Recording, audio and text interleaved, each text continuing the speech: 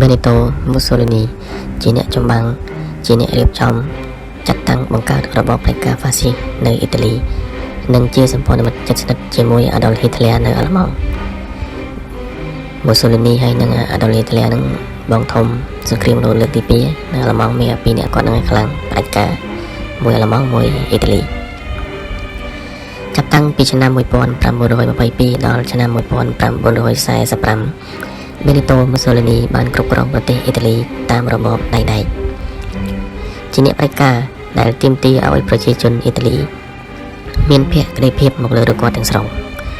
គាត់ថាប្រជាពលរដ្ឋម្នាក់ត្រូវសន្យាថាមានជំនឿទាំងស្រុងមកលើរបស់គាត់និងរដ្ឋាភិបាលរបស់គាត់ពាក្យស្លោកល្បីល្បាញរបស់គាត់គឺជំនឿគោរពបញ្ជាប្រយុទ្ធដោយត្រូវគេស្គាល់ឈ្មោះហៅក្រៅថា Il Duce ដែលមានន័យថាជាអ្នកដឹកនាំរូបថតរបស់ Benito Mussolini ត្រូវគេបិទនៅគ្រប់សាលារៀនទូទាំងប្រទេសនៅខាងក្រោមរូបថតមានសរសេរពាក្យមួយឃ្លាថា Mussolini តែងតែត្រូវជានិច្ចសិស្សសាលាក៏ដូចជាមនុស្សចាស់ត្រូវគេអប់រំថាត្រូវតែដាក់ខ្លួនទាំងស្រុងសម្រាប់បម្រើសេចក្តីត្រូវការរបស់ប្រជាជាតិនិងអ្នកដឹកនាំធ្វើតាមអ្វីដែលគេឲ្យធ្វើនោះមុខជានាំឲ្យប្រជាពលរដ្ឋអ៊ីតាលីទាំងអស់ទទួលបានផលចម្រើនមិនខានពេលនោះសម្លេងប្រឆាំងទាំងប៉ុន្មានមតិខ្វែងទាំងប៉ុន្មានត្រូវតែកុបតិចប្រជាជនត្រូវតែមានវិន័យប្រទេសភ្លើងត្រូវតែរត់ឲ្យទាន់ម៉ោងហើយពួកអ្នកសុំទានត្រូវគេប្រមូលយកចេញអស់ពីវិថីនានាចំពោះ Mussolini ការរៀបចំឲ្យមានវិន័យសណ្ដាប់ធ្នាប់ក្នុងប្រទេសគ្រាន់តែជាជំហានដំបូងប៉ុណ្ណោះពេលរៀបចំក្នុងប្រទេសបានហើយត្រូវប្រមូលប្រជាជនឲ្យចូលប្រឡូកក្នុងការប្រយុទ្ធជាក់ស្ដែងថែមទៀតគឺសង្គ្រាមMussolini ស្រេចប្រកាសថាមានតែសង្គ្រាមទេដែលនាំធម្មពលប្រជាជនឲ្យឡើងដល់កំពូលហើយបើប្រជាជនណាមានសេចក្តីក្លាហានប្រឈមនឹងសង្គ្រាមមែនប្រជាជននោះគឺជាអ្នកមានពូជអម្បូរខ្ពង់ខ្ពស់ Mussolini ថាមានតែប្រទេសទុនខ្សោយទេដែលចង់បានសន្តិភាពប្រទេសបែបនេះត្រូវគេកំទេចក្នុងការប្រយុទ្ធជាមួយប្រជាជាតិមួយខ្លាំងក្លាដែលសុខចិត្តលះបង់និងប្រឈមមុខគ្រោះថ្នាក់គំនិតដូចជាសន្តិភាពនិងភាពសុខដុមចិត្តល្អនិងមេត្តាករុណាបើតាមអ្នកដឹកនាំផ្ដាច់ការអ៊ីតាលីរូបនេះគឺគ្រាន់តែជាសញ្ញានៃភាពទន់ខ្សោយប៉ុណ្ណោះ Mussolini ត្រូវឲ្យប្រជាជាតិអ៊ីតាលីទាំងមូលរៀបចំធ្វើយោធាត្រូវត្រៀមធ្វើសង្គ្រាមជាប្រចាំពេលមានសង្គ្រាមលោកលើកទី1 Mussolini ពាក់សាក់បានត្រឹមតែមួយជាន់ប៉ុណ្ណោះតែក្រោយមកស្រាប់តែឡើងកាន់អំណាចភ្លាមក្នុងឋានៈជាអ្នកបង្កើតនិងជាអ្នកដឹកនាំគណបក្សហ្វាស៊ីសនៅទសវត្សរ៍1930មានជនជាតិអ៊ីតាលីខ្លះគ្រប់បូជា Mussolini សឹងតែដូចព្រះអញ្ចឹងមួយរយៈពេលគាត់បានបំផុសប្រជាជនគាត់ឲ្យមានស្មារតីមោទនភាពហើយមានទិសដៅជាតិច្បាស់លាស់គាត់បានដាក់អារម្មណ៍ប្រជាជនឲ្យឃើញនៅរូបភាពអាណាចក្ររ៉ូម៉ាំងមួយថ្មីដោយរំលឹកពីភាពរុងរឿងនៃពួកអធិរាជសេសាចំនួនដើមផងក្រោយមកក្នុងពេលកើតសង្គ្រាមលោកលើកទី2គាត់បានក្លាយទៅជាសម្ព័ន្ធមិត្តជាមួយ Hitler នៅប្រទេសអាល្លឺម៉ង់តែដោយត្រូវទទួលបរាជ័យខាងយោធា Mussolini ក៏ត្រូវគេបំបងចោលហើយបាត់បង់ប្រជាប្រិយភាពចុងបញ្ចប់គាត់ក៏ស្លាប់ទៅទាំងក្តីអាម៉ាស់ប៉ុន្តែមានរឿងជាច្រើនដែលត្រូវរៀនសូត្រពី Benito Mussolini ក្នុងឋានៈជាអ្នកផ្ដាច់ការសម័យថ្មីលើកដំបូងក្នុងសកលលោកបរិសុទ្ធដែលត្រូវដឹកនាំប្រទេសអ៊ីតាលីក្នុងឋានៈជា Duce អ្នកដឹកនាំបានកើតក្នុងត្រកូលកសិករក្រីក្រមួយម្ដាយឈ្មោះ Rosa ចេញមកពីគ្រួសារវណ្ណៈកណ្ដាលគាត់ជាអ្នកមានជំនឿស៊ុបលើសាសនាគ្រិស្តឪពុកឈ្មោះ Alessandro ជាអ្នកក្រីក្រស្អប់សាសនាអ្វីៗទាំងអស់ហើយជាអ្នកសង្គមនិយមមួយរូបឪពុករបស់ Mussolini ពេលខ្លះត្រូវគេចាប់ដាក់គុកដោយសារអត្ថបទនយោបាយរបស់គាត់ដែលសរសេរប្រឆាំងរដ្ឋាភិបាលអំពាវនាវឲ្យប្រជាជនធ្វើបដិវត្តន៍ហើយរៀបចំសេដ្ឋកិច្ចម៉ាកនិយមសម្រាប់ប្រទេសអ៊ីតាលីទាំងមូលឈ្មោះ Benito នេះគឺឪពុករបស់គាត់ជាអ្នកដាក់ឲ្យដើម្បីជាកិត្តិយសដល់អ្នកដឹកនាំបដិវត្តន៍មិត្តសិទ្ធិម្នាក់ឈ្មោះ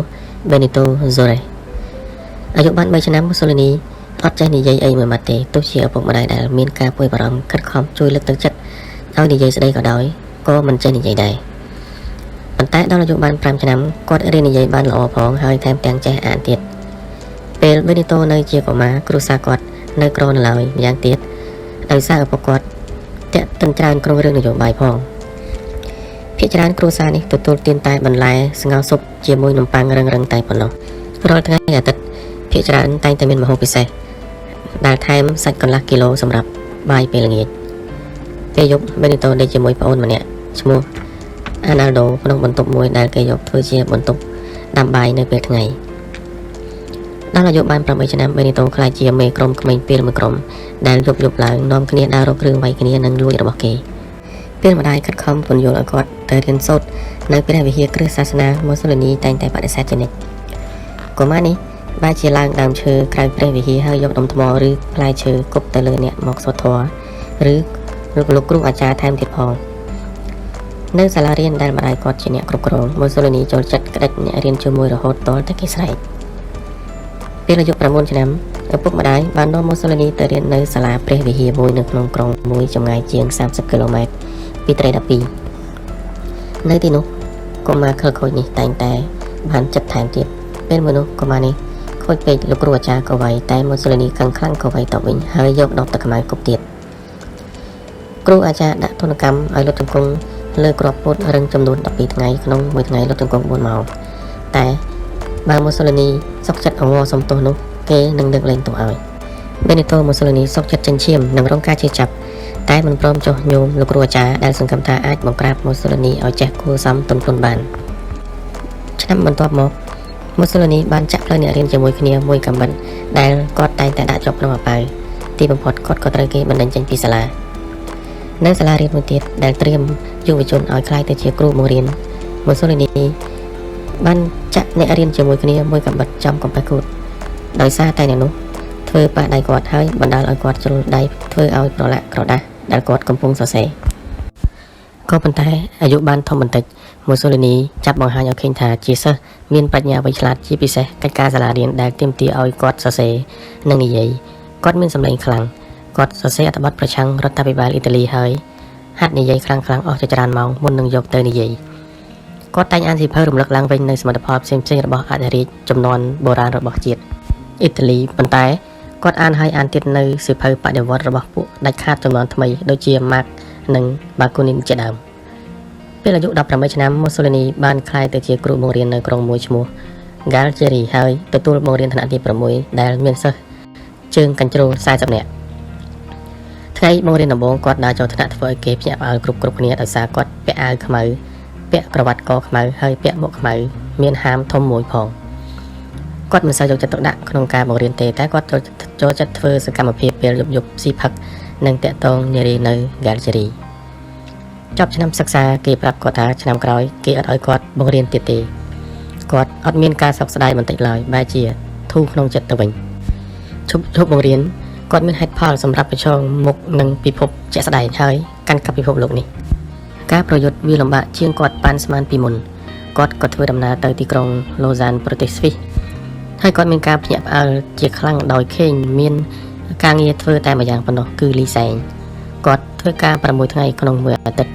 ដោយរុញរទេះដៃផ្ទុកឥដ្ឋពេញឡើងទៅជាន់ទី2នៃអគារដែលកំពុងសាងសង់មួយថ្ងៃគាត់រុញរទេះផ្ទុកឥដ្ឋពេញនេះចំនួន121លើកដោយអស់កម្លាំងខ្លាំងហើយខោអាវត្រូវរហែករយាយគាត់ក៏ឈប់ធ្វើការនៅទីនោះក្នុងពេលប្រមាណថ្ងៃបន្ទាប់មកទៀតគាត់ដើរចុះឡើងនៅតាមវិថីនានានៅទីក្រុងឡូសានដោយឃ្លានបាយផងនិងស្រែកទឹកផងមានម្ដងនោះគាត់ទៅកញ្ចក់បាយកញ្ចប់របស់យាយស្មូមចាស់2នាក់ដែលអង្គុយនៅលើបង់ក្នុងឧស្សាហពេលយប់គាត់ទៅដេកក្រោមស្ពានឬទៅដេកកន្លែងលាងខ្លួនសាធារណៈចុងបញ្ចប់គាត់ត្រូវប៉ូលីសចាប់ខ្លួនព្រោះដើរប៉ោឡាយហើយយកទៅដាក់គុកពេលគេដោះលែងគាត់ចេញពីគុកម៉ូសូលីនីក៏ទៅតាក់ទងពួកសង្គមនិយមនៅផ្ទះបាយមួយពួកនេះបានឲ្យកន្លែងគាត់មួយស្នាក់នៅហើយឲ្យគាត់ធ្វើការមួយកំណត់ថ្ងៃគឺសរសេរអត្ថបទសម្រាប់កាសែតនៅទីនោះមិនយូរប៉ុន្មានម៉ូសូលីនីក៏រកការងារធ្វើបានគឺធ្វើការឲ្យសហជីពកម្មករនៅឡូសានដែលរស់នៅភាគច្រើនពឹងទៅលើប្រាក់កាសដែលម្ដាយគាត់ផ្ញើមកឲ្យគាត់បានទៅចូលរួមនិយាយក្នុងមិត្តទិញរបស់កម្មករហើយសរសេរអត្ថបទក្នុងនាមវណ្ណៈកម្មករគាត់ចំណាយពេលលើនយោបាយកាន់តែច្រើនឡើងជាពិសេសក្នុងការអាននិងសរសេរអំពីលទ្ធិសង្គមនិយមតែណាមកណាគាត់តែងតែយករូបឆ្លាក់ជាសែនមួយដាក់ក្នុងហៅប៉ៅជានិច្ចគឺរូបរបស់កាល់ម៉ាក់អ្នកបង្កើតលទ្ធិកុម្មុយនីសសម័យថ្មីសន្ទរកថារបស់ម៉ូសូលីនីកាន់តែពោពេញទៅដោយ កំហឹងចំពោះអ្នកមានហើយអំពាវនាវឲ្យមានបដិវត្តហិង្សាដើម្បីវាយរំលំរបបនីតិបន្ទាប់ពីត្រូវត្រឡប់ទៅអ៊ីតាលីវិញដើម្បីចូលរួមបម្រើក្នុងកងទ័ពដែលច្បាប់អ៊ីតាលីតម្រូវឲ្យប្រុសបម្រើក្នុងកងទ័ពមួយរយៈពេលនោះគាត់ក៏បានតាក់ទងជាមួយពួកសង្គមនិយមអ៊ីតាលីហើយចាប់ផ្ដើមការពារបបហេតុរបស់កសិករអ៊ីតាលីអាយុបាន25ឆ្នាំគាត់បានក្លាយទៅជាមនុស្សដែលគេស្គាល់នៅក្នុងគណបកសង្គមនិយមអ៊ីតាលីមិនយូរប៉ុន្មានគាត់បានធ្វើជាចាំងហ្វាងកាសែតមួយឈ្មោះ La Lotta di Classe បកប្រែមកថាការតស៊ូវណ្ណៈដែលជាកាសែតផ្ទាល់របស់គាត់នៅតែបំផុសហិង្សាការបង្ហូរឈាមដើម្បីជាផ្លូវសម្រាប់ដោះស្រាយបញ្ហាសង្គមមានពេលមួយនោះនៅទីក្រុង Forlì គាត់បានទាមទារសុំឲ្យចៅហ្វាយក្រុងបញ្ចុះតម្លៃទៅដោះគោចំពោះអ្នកក្រម៉ូសូលីនីបាននិយាយថាបើមិនបានអញ្ចឹងទេមុខជាគេចាប់បោះចៅហ្វាយក្រុងតាមបង្អួចហើយតម្លៃទៅដោះគោក៏ចុះមែនពេលនោះម៉ូសូលីនីបានធ្លាក់ខ្លួនស្រឡាញ់នារីម្នាក់អាយុ16ឆ្នាំឈ្មោះ Rachel យ៉ាងងងុលនៅពេលដែលម្ដាយរបស់នាងប្រឆាំងមិនឲ្យមានការតាក់ទងគ្នាបេនីតូក៏ទាញកំភ្លើងខ្លីមកគំរាមថានឹងបាញ់សម្លាប់នាង Rachel រួចហើយទើបបាញ់សម្លាប់ខ្លួនឯងជាក្រោយតាមរយៈហិង្សានេះម៉ូសូលីនីបានសម្រេចតាមអំណងរបស់ខ្លួនមែនបន្ទាប់មកមិនយូរប៉ុន្មានអ្នកទាំងពីរក៏បានរៀបការនឹងគ្នានៅក្នុងឋានៈជាអ្នកដឹកនាំនយោបាយម៉ូសូលីនីខិតខំប្រែក្លាយខ្លួនឲ្យទៅជាវាគ្មិនដ៏ពូកែឬជាអ្នកមានវោហារសាស្ត្រដ៏ខ្លាំងក្លាម្នាក់គាត់ហាត់រៀនពីរបៀបប្រើប្រាស់អាកប្បកិរិយាកាយវិការគួរឲ្យទាក់ទាញចិត្តហាត់រៀនថាតើត្រូវធ្វើដូចម្តេចអាចបំផុសស្មារតីអ្នកស្ដាប់ឲ្យភ្ញាក់ឡើងតាមរយៈពាក្យពេចន៍និយាយដ៏ប៉ិនប្រសប់ហើយត្រូវធ្វើដូចម្តេចដើម្បីនិយាយឲ្យអ្នកស្ដាប់កាន់តែជក់ចិត្តខ្លាំងឡើងរហូតដល់ធ្វើឲ្យសន្ទុះទឹកចិត្តផ្ទុះឡើងនៅពេលចុងក្រោយតែម្ដងនៅចុងឆ្នាំ1912ម៉ូសូលីនីបានក្លាយទៅជាសមាជិកគណៈកម្មការប្រតិបត្តិរបស់គណៈបកសង្គមនិយមអ៊ីតាលីពេលគណៈបកត្រូវការចាំងហ្វាងការផ្សាយម្នាក់សម្រាប់កាសែតទូទាំងប្រទេសរបស់ខ្លួនឈ្មោះអាវ៉ង់ទីគេបានជ្រើសរើសម៉ូសូលីនីឲ្យទទួលតួនាទីនេះគាត់ចាប់ផ្ដើមសរសេរអត្ថបទនយោបាយទាំងអស់របស់គណៈបកជាលទ្ធផលគឺចំនួនកាសែតដែលត្រូវចែកចាយកើនឡើងចំនួនទ្វេបន្ទាប់មកកាន់តែឡើងទ្វេមួយជាពីរនៅខែសីហាឆ្នាំ1914សង្គ្រាមលោកលើកទី1បានផ្ទុះឡើងទ្វីបអឺរ៉ុបក៏ផ្ទុះការបង្ហូរឈាមប្រជាជាតិមួយហើយមួយទៀតបានលោតចូលក្នុងភ្លើងសង្គ្រាមដោយឈរនៅខាងមហាអំណាចអាល្លឺម៉ង់និងអូទ្រីសឬក៏ចូលខាងពួកសម្ព័ន្ធមិត្តអង់គ្លេសបារាំងរុស្ស៊ី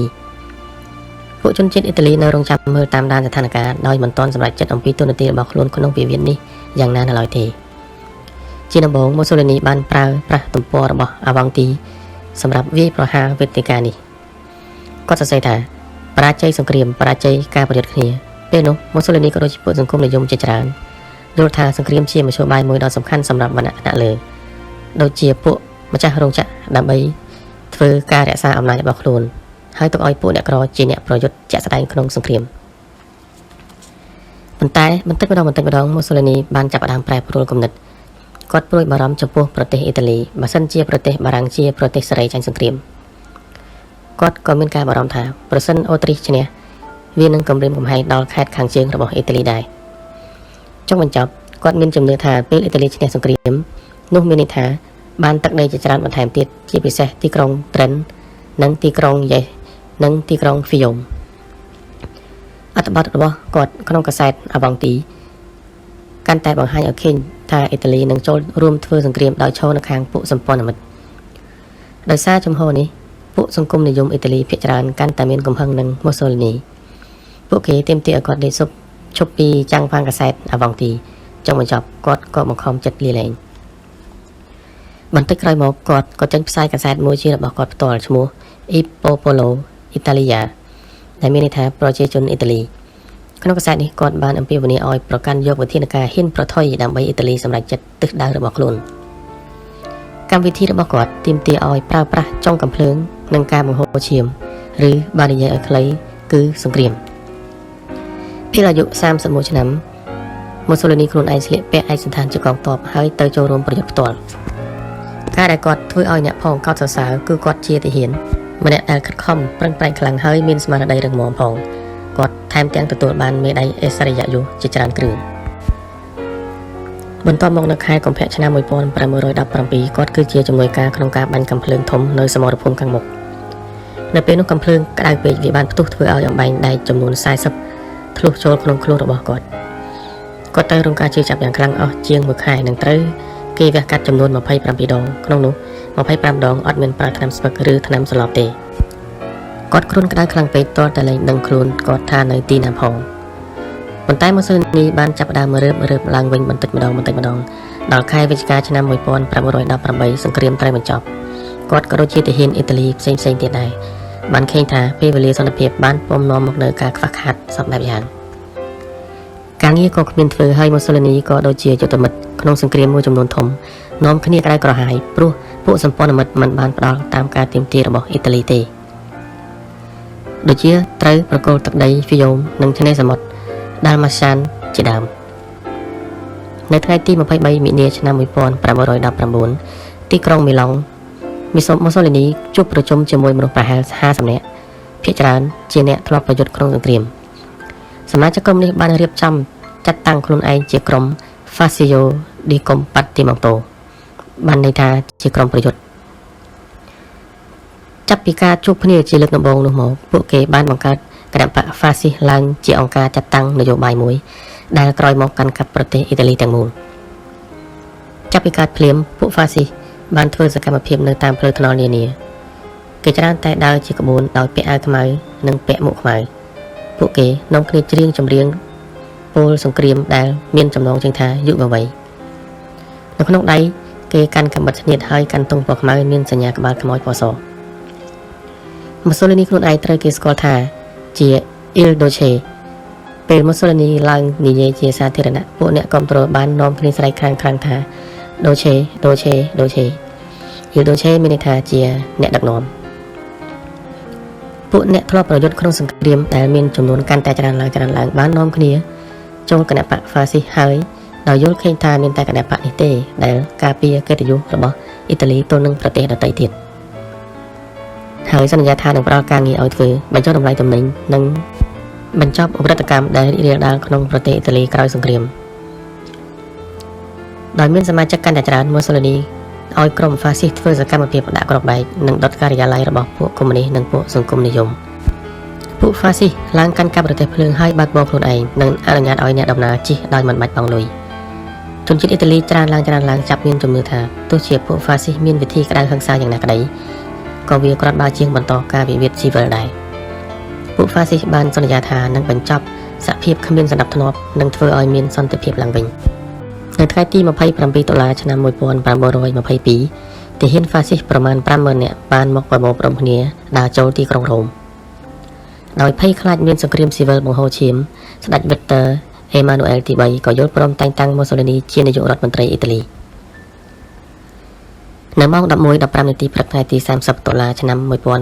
1922 Benito Mussolini ដែលជាមនុស្សក្រៅវណ្ណៈដឹកនាំជាមនុស្សចេញពីភាពក្រខ្សត់និងរៀនសូត្របានតិចតួចបានឡើងកាន់អំណាចនៅលើទឹកដីមួយដែលធ្លាប់មានកេរ្តិ៍ឈ្មោះរុងរឿងដែលពួកសេសាដ៏ខ្ពង់ខ្ពស់ធ្លាប់បានសោយរីកម៉ូសូលីនីចាប់ផ្ដើមធ្វើសកម្មភាពភ្លាមដោយគ្មានការញញើតឬរារែកអ្វីទាល់តែសោះគាត់ចូលការិយាល័យនៅម៉ោង 8 ព្រឹកហើយចេញទៅវិញយ៉ាងឆាប់ក៏នៅម៉ោង 9 យប់ដែរដោយទទួលទានអាហារតែប៉ុន្មាននាទីប៉ុណ្ណោះគាត់សរសេរសម្បត្តិនិងទូរលេខទាំងរយជួបជាមួយរដ្ឋមន្ត្រីម្ដងពី 4 ទៅ 5 ម៉ោងហើយចូលទៅរួមពិធីបុណ្យសាធារណៈស្ទើរតែទាំងអស់តាមបញ្ជារបស់ម៉ូសូលីនីនៅឆ្នាំ1922ត្រូវរាប់ថាជាឆ្នាំទី1នៃយុគសម័យ Fascist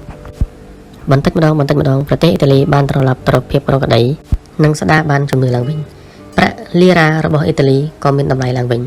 ពីមួយឆ្នាំទៅមួយឆ្នាំផលិតផលស្រូវសាលីកាន់តែកើនឡើងយ៉ាងច្រើនថវិកាជាតិលែងមានអនុភាពហើយនៅមានសល់ប្រាក់ថែមទៀតក្នុងការតាក់ទងជាមួយប្រទេសក្រៅដូចជាប្រទេសក្រិចជាដើមម៉ូសូលីនីបានបង្ហាញនូវភាពរឹងប៉ឹងជានិច្ចគាត់បានពន្យល់ឲ្យប្រទេសយូហ្គោស្លាវីសុខចិត្តបោះបង់ទឹកដីដែលមានចំនួននឹងគ្នាគឺទីក្រុងហ្វីយ៉ូមមកឲ្យអ៊ីតាលីវិញដោយអ៊ីតាលីធ្វើសម្បទានតិចតួចប៉ុណ្ណោះនៅខែមេសាឆ្នាំ1924ម៉ូសូលីនីបានសម្រេចឲ្យមានការបោះឆ្នោតគាត់និងគណបក្ស Fascist បានទទួលសម្លេងយ៉ាងខ្ទោខ្ទាដោយមានសម្លេងឆ្នោតគាំទ្រ 4 លានកន្លះហើយ2 លានកន្លះបានទៅខាងអ្នកប្រឆាំងរួមគ្នាទាំងអស់ទោះជាមានការធ្វើឃាតស៊ីយ៉ាកូម៉ូម៉ាតេអូទីជាជនសង្គមនិយមដែលប្រឆាំងនឹងម៉ូសូលីនីខ្លាំងក្លាយ៉ាងណាក៏ដោយក៏មិនអាចគំទេចជំនឿចិត្តរបស់មហាជនទៅលើ Il Duce បានដែរទ ទោះជាម៉ូសូលីនីមិនបានបញ្ជាឲ្យគេសម្លាប់ក៏ដោយក៏គាត់មិនលាឈប់ពីតំណែងដែរហើយគាត់បែរជាទទួលខុសត្រូវពេញទីចំពោះការសម្លាប់នេះទៅវិញបន្ទាប់ពីព្រឹត្តិការណ៍ស្លាប់របស់ម៉ាតេអូទីមកម៉ូសូលីនីលែងសុំសម្រុះសម្រួលជាមួយពួកប្រឆាំងនឹងគាត់ទៀតហើយគាត់ក៏មិនអនុញ្ញាតឲ្យពួកនេះនិយាយប្រឆាំងគាត់ជាចំហដែរទម្លាប់ឲ្យមានការបោះឆ្នោតសេរីត្រូវបានបញ្ចប់ម៉ូសូលីនីនាំអ៊ីតាលីឈានទៅយ៉ាងលឿនទៅរកភាពផ្ដាច់ការហ្វាស៊ីសមួយដែលធ្លាប់គ្រប់គ្រងដោយប្រើអំណាចទាំងអស់របស់ព្រះចៅអធិរាជរ៉ូម៉ាំងនានាពីអតីតកាលជាជំហានអ៊ីតាលីរដ្ឋាភិបាលហ្វាស៊ីសកាន់តែក្តោបក្តាប់និងពង្រឹងអំណាចខ្លួនខ្លាំងឡើងកាសែតប្រឆាំងទាំងអស់ត្រូវបិទលើកលែងតែកាសែតមួយចំនួនដែលប្រឆាំងស្រាលបំផុតមន្ត្រីតាមឃុំស្រុកត្រូវតែងតាំងដោយគណៈបកហ្វាស៊ីសក្រុមប្រឹក្សាហ្វាស៊ីសជាន់ខ្ពស់ជាអ្នកជ្រើសរើសសមាជិកសភាអំណាចរបស់សហជីពកម្មករត្រូវបានកាត់បន្ថយយ៉ាងខ្លាំងក្នុងរយៈពេលកាន់អំណាច10ឆ្នាំដំបូងម៉ូសូលីនីបានកែប្រែប្រទេសអ៊ីតាលីឲ្យរីកលូតលាស់យ៉ាងខ្លាំងមានស្ពានថ្មីរាប់រយនិងផ្លូវថ្មីរាប់ពាន់គីឡូម៉ែត្រខ្សែទូរស័ព្ទត្រូវបានតភ្ជាប់មានមន្ទីរពេទ្យនិងមហាវិទ្យាល័យថ្មីបឹងប៊ុងទីនដែលជាបឹងមានជំងឺគ្រុនចាញ់តាំងពីចំនួនអធិរាជសូលីយ៉ូសសេសាមកក៏ត្រូវគេកែលម្អហើយរៀបចំជាដីដាំដុះនិងក្រុងថ្មីនៅទីកន្លែងនោះទោះជារដ្ឋាភិបាលហ្វាស៊ីសគ្រប់គ្រងជីវិតប្រជាពលរដ្ឋអ៊ីតាលីកាន់តែច្រើនឡើងក៏ដោយក៏មិនមានអ្នកប្រឆាំងអីធំដុំដែរប្រជាជនអ៊ីតាលីភាគច្រើនពេញចិត្តនឹងទទួលយកច្បាប់ដ៏តឹងតែងនិងដែលរដ្ឋបិទមិនឲ្យមានសេរីភាពក្នុងការបញ្ចេញមតិជាតម្លៃសមរម្យបើប្រៀបធៀបទៅនឹងផលចំណេញដែលបានមកពីលទ្ធិហ្វាស៊ីសនិយមដែលប្រជាពលរដ្ឋឃើញនៅជុំវិញខ្លួនគេសមដូចបរទេសម្នាក់និយាយថាអ្នកសុំទានចេញអស់ពីផ្លូវនានាហើយរទេះភ្លើងក៏រត់ទាន់មកប្រជាជនអ៊ីតាលីភាគច្រើនយល់ថាម៉ូសូលីនីបានក្លាយទៅជាអិសរាជជនសឹងតែដូចអ្នកមានមហិទ្ធិឫទ្ធិលើសអស់មនុស្សទៅទៀតគេយករូបក្បាលគាត់ទៅធ្វើជារូបភ្ជាប់ទៅនឹងទំនិញផ្សេងដូចជាខោនារីមួយទឹកសាប៊ូអាហារទារកជាដើមមិនយូរប៉ុន្មានម៉ូសូលីនីខ្លួនឯងប្រៀបដូចជាតួឯកល្ខោនឬតួកុនអញ្ចឹងគឺចូលតួសុបតែម្ដងការដង្ហែក្បួនដោយមានឯកសណ្ឋាននិងការឲ្យយន្តហោះបញ្ចេញកម្លាំងទាំងអស់នេះធ្វើឡើងដំបូងសម្រាប់ឲ្យសាធារណជនចាប់អារម្មណ៍តែក្រោយមកក៏ក្លាយទៅជាអំណាចជាក់ស្ដែងចំពោះគាត់ដោយភ្លេចថាទស្សនីយភាពដែលបង្ហាញពីកម្លាំងយោធាទាំងនោះគឺសម្រាប់បង្ហាញឲ្យមហាជនឃើញតែប៉ុណ្ណោះដោយពុំមែនជាមហាអំណាចជាក់ស្ដែងទេតែគាត់បែរជាជឿថាអ៊ីតាលីជាមហាអំណាចមួយខ្លាំងក្លានៅលើសកលលោកដោយតែគាត់ចង់បានអំណួតផ្ទាល់ខ្លួនរបស់ម៉ូសូលីនីនិងមហិច្ឆតារបស់គាត់ចង់ធ្វើឲ្យអ៊ីតាលីទៅជាមហាអំណាចសកលលោកដ៏ខ្លាំងមហិមានោះបាននាំឲ្យគាត់ទៅចងសម្ព័ន្ធមិត្តជាមួយនឹងមេដឹកនាំផ្ដាច់ការជាមនុស្សបិសាចអាក្រក់បំផុតមួយនៅក្នុងប្រវត្តិសាស្ត្រគឺ Adolf Hitler ដែលជាអ្នកកាន់អំណាចផ្ដាច់ការនៅអាល្លឺម៉ង់ជាដំបូងគឺ Hitler ទេដែលត្រាប់ធ្វើតាមឬក៏រៀនពីម៉ូសូលីនី Hitler ចម្លងតាមម៉ូសូលីនីអំពីរបៀបដង្ហែក្បួនយោធាដ៏ល្បីការចាត់តាំងយុវជននិងការឃោសនា Hitler បានហៅខ្លួនឯងថាជា The Fury ដែលមានន័យថាជាអ្នកដឹកនាំភាសាអាល្លឺម៉ង់ប្រហែលគ្នាទៅនឹងភាសាអ៊ីតាលីគឺ Il Duce អញ្ចឹងដែរបានន័យថា The Fury អាល្លឺម៉ង់ Hitler គាត់ហៅខ្លួនគាត់ The Fury ហើយនៅអ៊ីតាលីម៉ូសូលីនីហៅខ្លួនគាត់ថាជា Il Duce ទាំង The Fury ហើយនិង Il Duce ហ្នឹងគឺបកប្រែមកជាអ្នកដឹកនាំក៏ប៉ុន្តែមានការខុសគ្នាជាសំខាន់រវាងអ្នកបដិការទាំងពីរអ្នកនេះ Hitler ជឿលើពុទ្ធសាសន៍ធ្វើលើម្ចាស់គេឯម៉ូសូលីនីគិតថាការគិតគូរលំអៀងទៅរកពុទ្ធសាសន៍និងសាសនាគឺជារបស់អត់ន័យនិងឈួតលីលាម្យ៉ាងវិញទៀតពេលដែលអ្នកដឹកនាំអាល្លឺម៉ង់ហ៊ានប្រថុយប្រឋានក្នុងការសម្រេចចិត្តវាទីទឹកដីដោយកម្លាំងយោធាម៉ូសូលីនីវិញបែរជាប្រយ័ត្នប្រយែងជាងគេទៅវិញដោយថ្លឹងថ្លែងថាតើសកម្មភាពយោធាទាំងនោះត្រូវបង់ខាតឬក៏យ៉ាងណានៅឆ្នាំ1934ដោយមានការលើកទឹកចិត្តពី Hitler ម៉ូសូលីនីក៏បានបញ្ជាឲ្យវាយលុកប្រទេសអេធីអូពីជាប្រទេសមួយនៅអាហ្វ្រិកភាគខាងកើតទោះជាអង់គ្លេសនិងបារាំងប្រឆាំងយ៉ាងណាក៏ដោយពួកអ៊ីតាលីទទួលបានជោគជ័យនៅក្នុងការវិទីកាន់កាប់ប្រទេសអាហ្វ្រិកដែលទន់ខ្សោយខាងយោធានេះដែរចូលនៅហៅណាំងអាគារមួយនៅទីក្រុងរ៉ូមម៉ូសូលីនីបានទទួលការស្រែកអបអរសាទរពីជនជាតិអ៊ីតាលីរាប់ពាន់នាក់ដែលនាំគ្នាមកឈរណែនណាន់តាន់តាប់នៅទីធ្លាខាងក្រោមម៉ូសូលីនីបានប្រកាសថាអ៊ីតាលីឥឡូវនេះក្លាយទៅជាអាណាចក្រហើយជាអាណាចក្រហ្វាស៊ីសតើអ្នករាល់គ្នាស័ក្តិសមនឹងអាណាចក្រនេះទេ មហាជនខាងក្រៅបានឆ្លើយតបទៅវិញយ៉ាងកងរំភងថាបាទហើយស្រែកថាដូឆេនៅពេលដែលម៉ូសូលីនីធ្វើទឹកមុខបួមតែពេញចិត្តនឹងជ័យជំនះរបស់ខ្លួនណាស់ខណៈដែលអ៊ីលដូឆេរីនឹងពេញចិត្តលើជ័យជំនះនេះនឹងភាពឡើងដល់កំពូលនៃអាជីពរបស់គាត់នៅទីនោះគឺគាត់មិនបាននឹងថាអនាគតខាងមុខសម្រាប់គាត់មានសភាពកាន់តែខ្មៅងងឹតខ្លាំងឡើងឡើយពីមួយឆ្នាំទៅមួយឆ្នាំម៉ូសូលីនីកាន់តែស្ថិតក្រោមឥទ្ធិពលនឹងការគ្រប់គ្រងរបស់ហ៊ីតលែរចាប់ពីឆ្នាំ1936អ្នកផ្ដាច់ការទាំងពីរនេះបានរួមគ្នា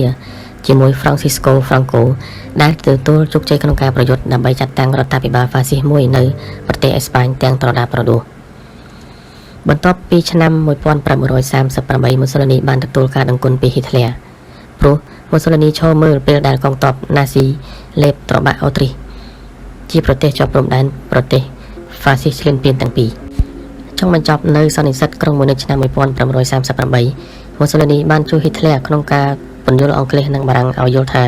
ប្រទេសអាល្លឺម៉ង់ស័ក្តិសមនឹងរឹបយកទឹកដីតំបន់ស៊ុយដែតដែលពេលនោះជាទឹកដីរបស់ប្រទេសឆេកូស្លូវ៉ាគីនៅខែឧសភាឆ្នាំ1939អ៊ីតាលីបានចុះហត្ថលេខាចុងសម្ព័ន្ធមិត្តជាផ្លូវការជាមួយអាល្លឺម៉ង់កិច្ចព្រមព្រៀងនេះត្រូវបានគេស្គាល់ថាជាសន្ធិសញ្ញាដែក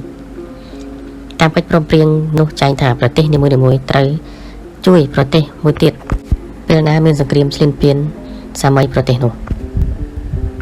បានន័យថាកាលណាប្រទេសណាវាយអ៊ីតាលីអាល្លឺម៉ង់ជួយកាលណាវាយអាល្លឺម៉ង់ប្រទេសណាវាយអាល្លឺម៉ង់អ៊ីតាលីក៏ជួយវិញអញ្ចឹងនៅថ្ងៃទី1ខែកញ្ញាឆ្នាំ1939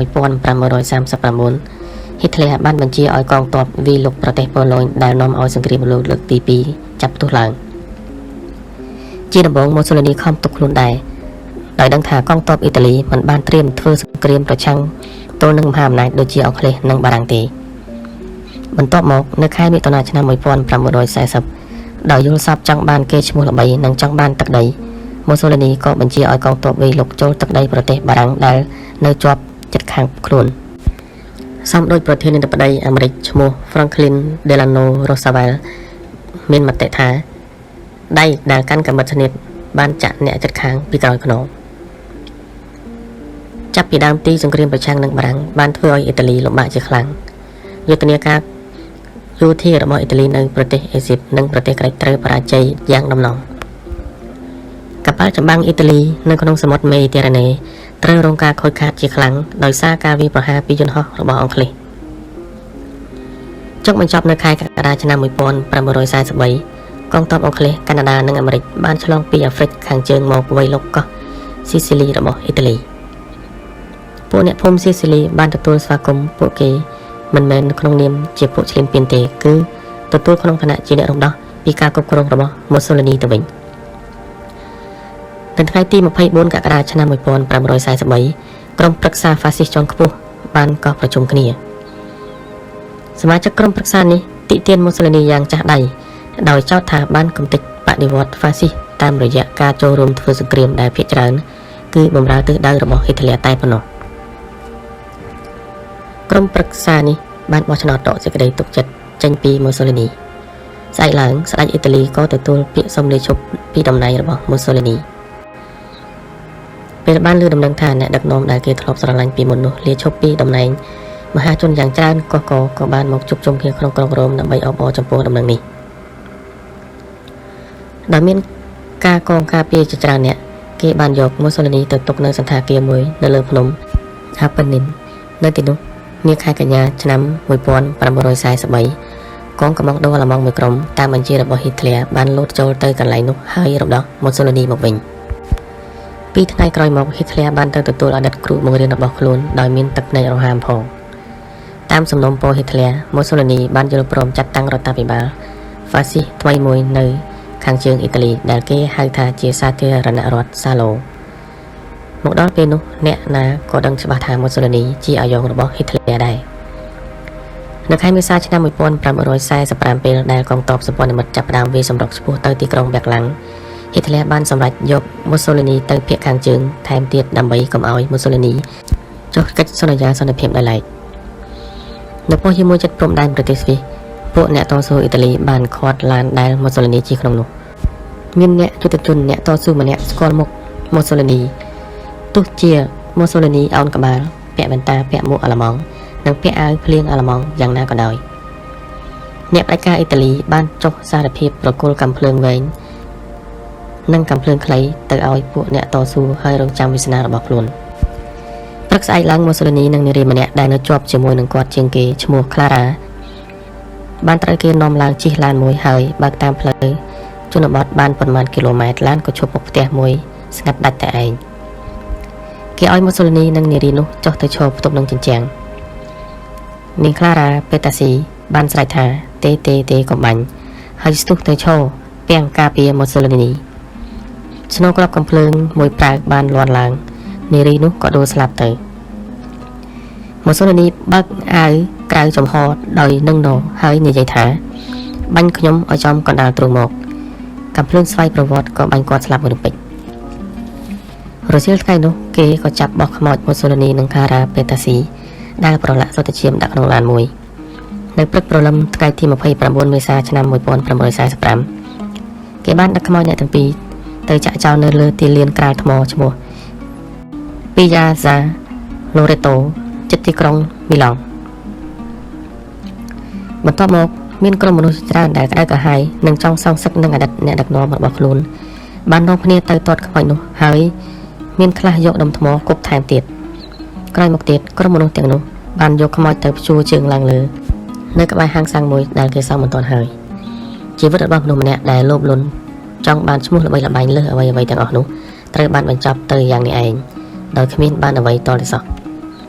ទោះជាមានការហាយក្បួនកក្រឹកកក្រែងមានការប្រជុំមហាជនធំមហិមាក៏ដោយក៏ម៉ូសូលីនីយល់ថាខ្លួនគ្មានបានបង្កើតអ្វីថ្មីហើយស្ថិតស្ថេរយូរអ្វីឡើយ